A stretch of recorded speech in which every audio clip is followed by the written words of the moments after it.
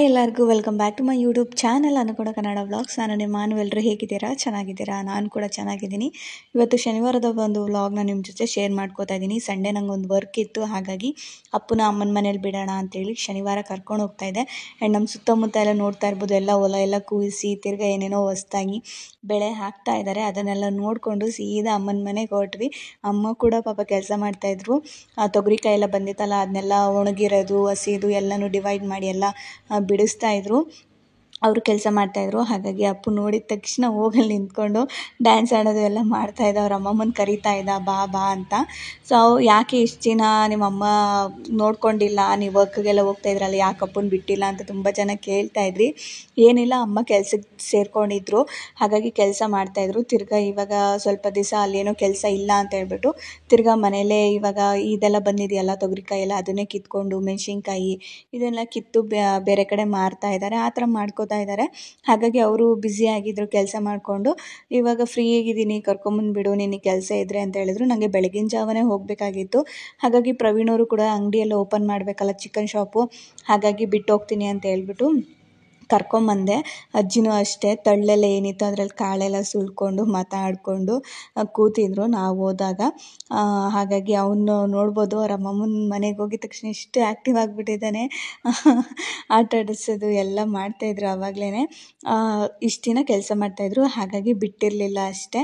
ಇವಾಗ ಅವ್ರ ಮನೇಲೇ ಇದ್ದಾರೆ. ಇದೆ ಬೇರೆ ಕೆಲಸಗಳು, ಹೊಲದ ಕೆಲಸ ಎಲ್ಲ ಮಾಡಿಕೊಂಡು, ಹಾಗಾಗಿ ಬಿಟ್ಟು ಹೋಗೋಣ ಅಂತೇಳಿ ಬಂದೆ. ಅವನಂತೂ ಏನು ಖುಷಿಯಿಂದ ಕುಣಿದಾಡ್ತಾಯಿದ್ದೆ, ಯಾಕಂದರೆ ಅಲ್ಲಿ ಮಕ್ಕಳಿದ್ದಾರೆ ಆಟ ಆಡಿಕೊಂಡು, ಹಾಗಾಗಿ ಇರ್ತಾನೆ ಅಂತ ಹೇಳ್ಬಿಟ್ಟು ನಾವು ಕೂಡ ಅಲ್ಲಿಂದ ಹೊರಟು ಬಂದ್ವಿ. ಅಲ್ಲೇನು ಜಾಸ್ತಿ ಹೊತ್ತಿರಲಿಲ್ಲ, ನಂಗೆ ಬೇರೆ ಕೆಲಸ ಇತ್ತು. ಹಾಗಾಗಿ ನೋಡ್ಬೋದು, ಆಗಲೇ ಅಲ್ಲಿ ಪಕ್ಕದ ಮನೆ ಹುಡ್ಗನ ಸೈಕಲ್ ಇತ್ತಲ್ಲ, ಅದನ್ನ ಹಿಡ್ಕೊಂಡು ಹೋಗಿ ಹೋಗಿ ಬಾಯ್ ಬಾಯ್ ಅಂತ ಕಿರ್ಚ್ಕೊಂಡು ಹೇಳ್ತಾ ಇದ್ದ.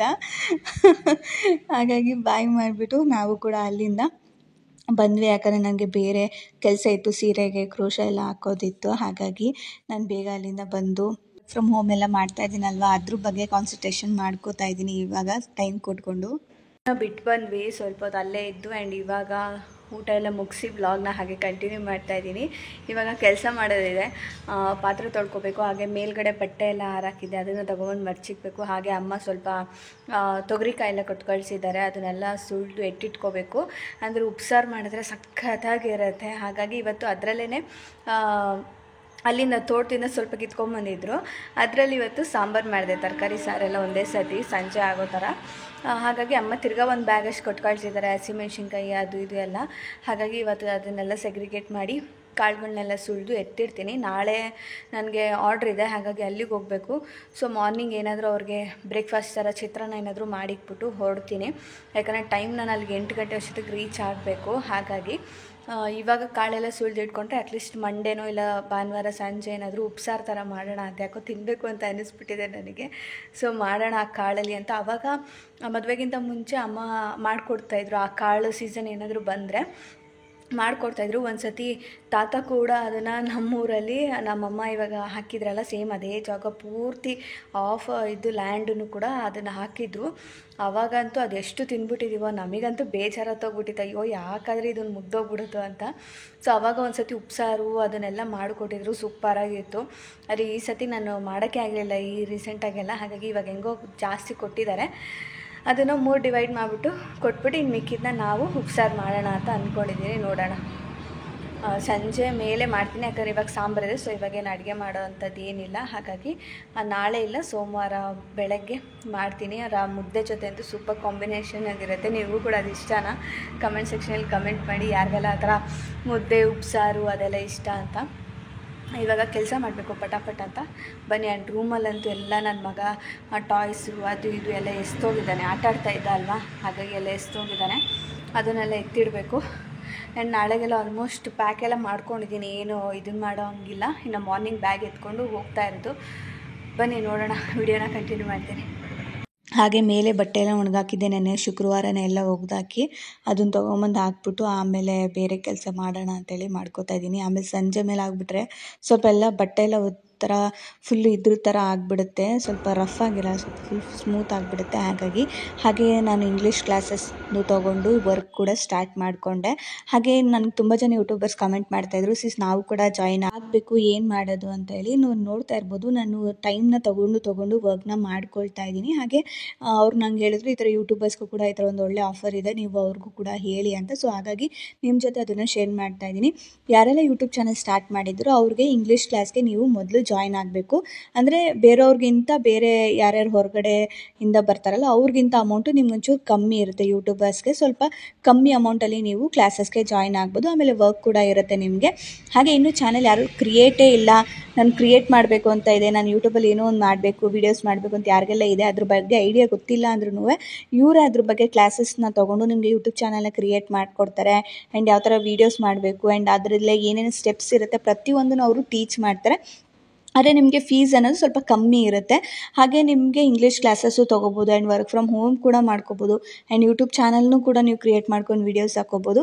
ಇಷ್ಟಕ್ಕೆಲ್ಲ ಅವರು ನಿಮಗೆ ಸ್ವಲ್ಪ ಕಮ್ಮಿ ಅಮೌಂಟಲ್ಲಿ ನಿಮಗೆ ಚಾರ್ಜ್ ಮಾಡಿ ಇಷ್ಟೆಲ್ಲ ಡೀಟೇಲಾಗಿ ಹೇಳ್ಕೊಡ್ತಾರೆ. ಯಾರಿಗೆಲ್ಲ ಇಂಟ್ರೆಸ್ಟ್ ಇದೆ ಅವ್ರ ಕಾಂಟ್ಯಾಕ್ಟ್ ನಂಬರ್ನ ನಾನು ಸ್ಕ್ರೀನ್ ಮೇಲೆ ಕೊಟ್ಟಿರ್ತೀನಿ. ಒಂದು ಸತಿ ಚೆಕ್ಔಟ್ ಮಾಡಿ, ಕಾಲ್ ಮಾಡಿ, ಎನ್ಕ್ವೈರಿ ಮಾಡಿ.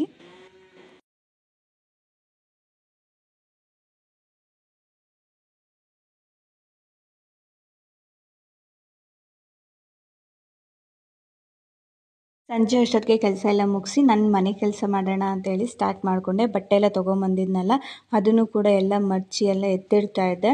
ಹಾಗೆ ನೆಕ್ಸ್ಟ್ ಡೇಗೆ ನಾನು ಕೆಲವೊಂದಿಷ್ಟು ಪ್ರಿಪ್ರೇಷನ್ ಕೂಡ ಮಾಡ್ಕೋಬೇಕಾಗಿತ್ತು. ಅಂದರೆ ಬ್ಯಾಗೆಲ್ಲ ರೆಡಿ ಆಗಿದೆ, ಏನೇನು ತೊಗೋಬೇಕು ಅನ್ನೋದನ್ನೆಲ್ಲ ಪ್ರತಿಯೊಂದು ಎತ್ತಿಟ್ಕೊಂಡಿದ್ದೀನಿ. ಇನ್ನೇನಿದ್ರು ನನಗೆ ಕೆಲವೊಂದಿಷ್ಟು ಡ್ರೆಸ್ಗಳು ಸ್ಟಿಚಿಂಗ್ ಮಾಡೋದಿತ್ತು, ಅದನ್ನು ಕೂಡ ಹಾಗೆ ಮಾಡ್ಕೊತೀನಿ. ಅವನು ಇಲ್ದಿರೋ ಬೇಜಾರು ಅಂದರೆ ಬೇಜಾರು ನನಗಂತೂ. ಕೆಲಸ ಮಾಡ್ತಾಯಿದ್ದೀನಿ, ಹೇಗೆ ಟೈಮ್ ಹೋಗುತ್ತೆ ಅಂತಲೇ ಹೇಳೋಕ್ಕಾಗ್ತಾಯಿಲ್ಲ, ತುಂಬ ಸ್ಲೋಗಿ ಹೋಗ್ತಾ ಇದೆ ಅಂತ ಅನ್ನಿಸ್ತಾ ಇತ್ತು. ಅಪ್ಪು ಇದ್ದಾಗ ಅವನ ಜೊತೆ ಚೇಷ್ಟೆ ಮಾಡಿಕೊಂಡು ಅವ್ನು ಬಂದೆಲ್ಲ ಎಳೆಯೋನು, ಅವನನ್ನು ತಪ್ಪಿಸ್ಕೊಂಡು ಎಲ್ಲ ಪಟ ಅಂತ ಮಾಡ್ಕೊಬಿಡ್ತಾ ಇದ್ದೆ. ಅವನು ಇಲ್ದಿರೋದಕ್ಕೆ ತುಂಬ ಬೇಜಾರು ಅಂತ ಅನ್ನಿಸ್ತಾ ಇತ್ತು.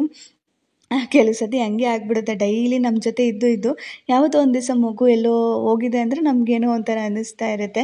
ನಿಮಗೂ ಅದೇ ಥರ ಫೀಲ್ ಆಗಿದೆ ಕಮೆಂಟ್ ಸೆಕ್ಷನಲ್ಲಿ ಕಮೆಂಟ್ ಮಾಡಿ.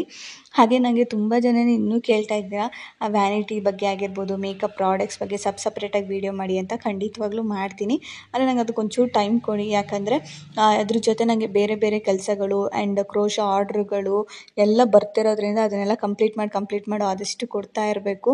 ಹಾಗಾಗಿ ಆ್ಯಂಡ್ ನಂಗೆ ತುಂಬ ಜನ ಕಮೆಂಟ್ಸ್ ಮಾಡಿದ್ರಿ, ಯಾವ ಥರ ಮೇಂಟೈನ್ ಮಾಡ್ತಾಯಿದ್ದೀರಾ, ಈ ವರ್ಕ್ ಫ್ರಮ್ ಹೋಮು ಮಾಡ್ತಾಯಿದ್ದೀರಾ, ಕ್ರೋಶ ಹಾಕ್ತಾಯಿದ್ದೀರಾ, ಇದನ್ನೆಲ್ಲ ಹೆಂಗೆ ಮಾಡ್ತೀರಾ, ಟೈಮ್ ಹೆಂಗೆ ಅಡ್ಜಸ್ಟ್ ಮಾಡ್ತೀರಾ ಅಂತ.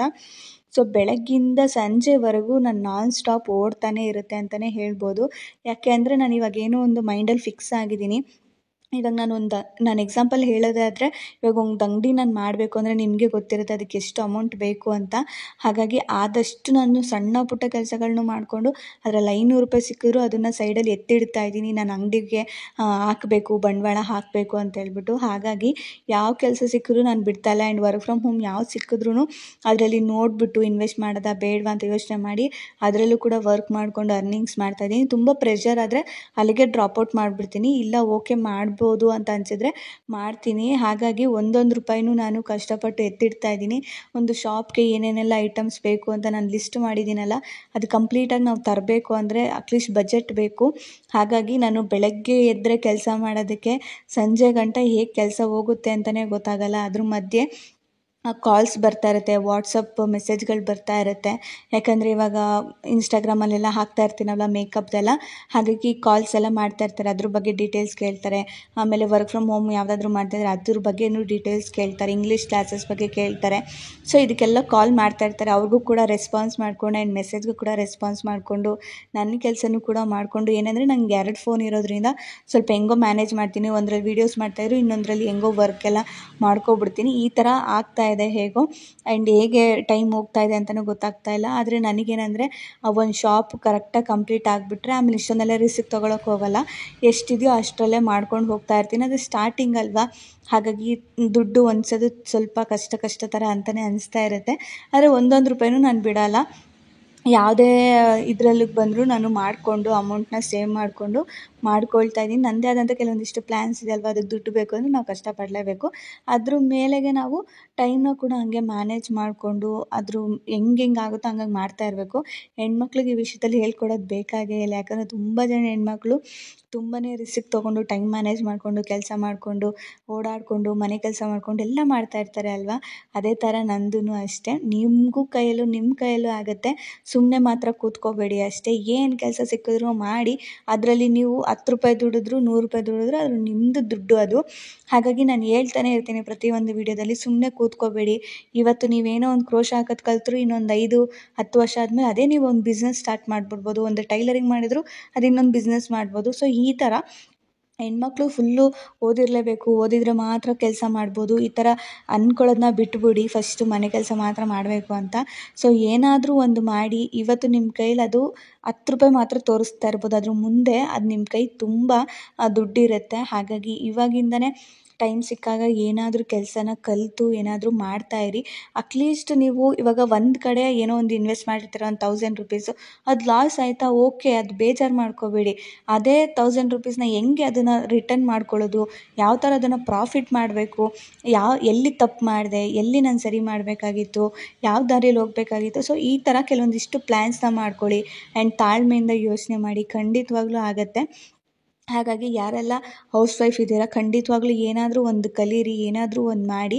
ಯಾರ ಮೇಲೂ ಡಿಪೆಂಡ್ ಆಗಬೇಡಿ. ಡಿಪೆಂಡ್ ಆದರೂ ಕೂಡ ನಿಮ್ಮದು ಅಂತ ಒಂದು ಅರ್ನಿಂಗ್ಸ್ ಇರಲಿ. ಆವಾಗ ನಿಮಗೂ ಕೂಡ ಖುಷಿ ಆಗುತ್ತೆ. ಆ್ಯಂಡ್ ನೀವು ಕೂಡ ಕೈ ಎತ್ತಿ ನೀವು ಏನೇ ಒಂದಾಗಲಿ, ಒಂದು ಮನೆಗೆ ಒಂದು ತಿಂಡಿ ತರೋಕ್ಕಾದರೂ ನಿಮ್ಮ ಕೈಯಿಂದ ಕೊಟ್ಟಾಗ ಅದಾಗೋ ಖುಷಿನೇ ಬೇರೆ ಅಲ್ವಾ. ಮಕ್ಳಿಗೆ ನಿಮ್ಮ ಕೈಯಿಂದ 10 ರೂಪಾಯಿ ಪೆನ್ಸಿಲ್ ಕೊಟ್ರೂ ಕೂಡ ಅದೊಂಥರ ಖುಷಿ ಇರುತ್ತೆ. ಹಾಗಾಗಿ ಕಲೀರಿ, ಏನಾದರೂ ಮಾಡಿ. ಅಂದರೆ ಸುಮ್ಮನೆ ಮಾತ್ರ ಕೂತ್ಕೋಬೇಡಿ ಲೈಫಲ್ಲಿ.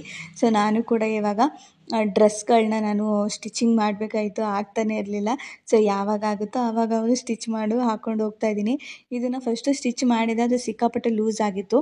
ನಾನು ಇದನ್ನು ಮೀಶೋಯಿಂದ ತರಿಸಿದ್ದೆ. ಅದು ಸಿಕ್ಕಾಪಟ್ಟೆ ಲೂಸ್ ಅನಿಸ್ತಾಯಿತ್ತು.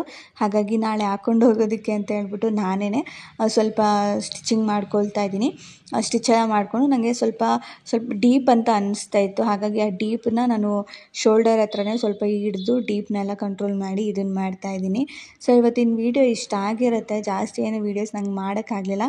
ಯಾಕಂದರೆ ಇಷ್ಟು ಮನೆ ಕೆಲಸ, ಅಡುಗೆ, ಊಟ ಎಲ್ಲ ಮಾಡೋ ಅಷ್ಟೊತ್ತಿಗೆ 11 ಗಂಟೆ ಇನ್ನೇನು ಹತ್ತತ್ರ ಆಗೋಗಿತ್ತು. ಯಾಕಂದರೆ ಪಾತ್ರೆಗಳನ್ನೆಲ್ಲ ತೊಳೆದಿಡಬೇಕಾಯಿತು. ನೆಕ್ಸ್ಟ್ ಡೇ ನಾನು ಅರ್ಲಿ ಮಾರ್ನಿಂಗ್ ಹೋಗೋದ್ರಿಂದ, ಆಮೇಲೆ ಸಂಡೇ ಆಗಿದ್ದರಿಂದ ಪೂಜೆ ಕೂಡ ಮಾಡೋಣ ಅಂತ ಅಂದ್ಕೊಂಡೆ. ನಾಳೆ ಪೂಜೆ ಮಾಡಬೇಕಲ್ಲ, ಹಾಗಾಗಿ ಅದಕ್ಕೂ ಕೂಡ ರೆಡಿ ಎಲ್ಲ ಮಾಡಿಬಿಟ್ಟು ಆಮೇಲೆ ನಾನು ಹೋಗೋಣ ಅಂತ. ಟೈಮ್ ಹೆಂಗೆ ಅಡ್ಜಸ್ಟ್ ಆಗುತ್ತೋ ಗೊತ್ತಿಲ್ಲ, ಯಾವ ಥರ ಅಡ್ಜಸ್ಟ್ ಆಗುತ್ತೋ ಆ ಥರ ಅಡ್ಜಸ್ಟ್ ಮಾಡಿಕೊಂಡು ಹೋಗ್ತಾ ಇರೋದು. ಆದರೆ ಸಂಡೇ ಪೂಜೆ ಮಾಡೋಣ ಅಂತಲೇ ಅಂದ್ಕೊಂಡೆ, ಆದರೆ ಆಗಲಿಲ್ಲ. ಅಷ್ಟೇ ಸಂಜೆ ಬಂದು ಮಾಡಿಕೊಂಡೆ ನಾನು ಪೂಜೆನ. ಬೆಳಗ್ಗೆ ಮಾಡೋದಕ್ಕೆ ಹೋಗಲಿಲ್ಲ, ಯಾಕಂದರೆ ಲೊಕೇಶನ್ ದೂರ ಇತ್ತು. ಬಸ್ಸು ಕೂಡ ಅಷ್ಟೇ ಸಂಡೇ ಹೊತ್ತು ಹೇಳೋಕ್ಕಾಗಲ್ವಲ್ಲ ಎಷ್ಟು ರಶ್ ಇರುತ್ತೆ ಅಂತ ಹೇಳ್ಬಿಟ್ಟು. ಹಾಗಾಗಿ ಅದ್ರ ಮೇಲೆ ನಾನು 11 ಗಂಟೆಗೆ ಎಲ್ಲ ಕೆಲಸ ಮುಗಿಸಿ ನಾನು ಕೂಡ ಮಲ್ಕೊಂಡೆ. ಹೋಪ್ ಇವತ್ತಿನ ವೀಡಿಯೋ ನಿಮ್ಗೆ ಇಷ್ಟ ಆಯಿತು ಅಂತ. ಇಷ್ಟ ಆಗಿದ್ರೆ ಪ್ಲೀಸ್ ಚಾನಲ್ನ ಸಬ್ಸ್ಕ್ರೈಬ್ ಮಾಡ್ಕೊಳ್ಳಿ, ಹಾಗೆ ಮರಿದಂಗೆ ಬೆಲ್ ಬಟನ್ನ ಕ್ಲಿಕ್ ಮಾಡಿ ಅಂತ ಹೇಳ್ತೀನಿ. ಇನ್ನು ನಿಮ್ಮ ಫ್ರೆಂಡ್ಸ್ ಆ್ಯಂಡ್ ಫ್ಯಾಮಿಲಿಗೂ ಕೂಡ ನನ್ನ ವೀಡಿಯೋಸ್ನ ಶೇರ್ ಮಾಡಿ, ಅವ್ರಿಗೂ ಕೂಡ ಸಪೋರ್ಟ್ ಮಾಡೋದಕ್ಕೆ ಹೇಳಿ.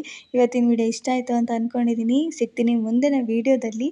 ಅಲ್ಲಿವರೆಗೂ take care, bye bye. Thank you for watching. Lots of love.